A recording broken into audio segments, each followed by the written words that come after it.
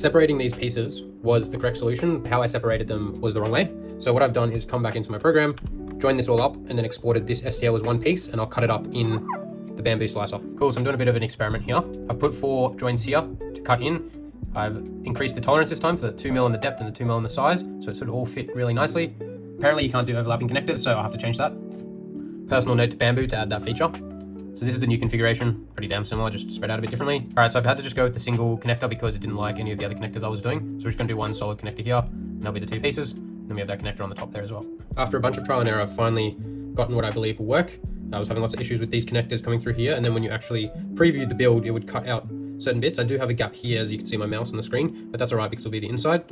These connectors and the one for the top should allow me to not only rely on the epoxy and have a bit of physical support as well, so it will all fit together. Now it's time to print a nice 20-minute project. Very soon I'll be able to stitch it all together. So this print printed out pretty nicely.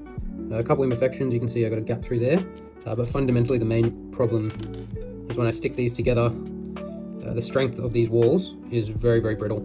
Top piece is nice, but it's just occurred to me that with the tree supports, I could just print it in one piece. So we might be going back to the starting process just with a different support so I can pull it out of this inside easier. So all of this engineering and design may have been for nothing, but we learn a lot and that's what matters. So I'm going to test this now.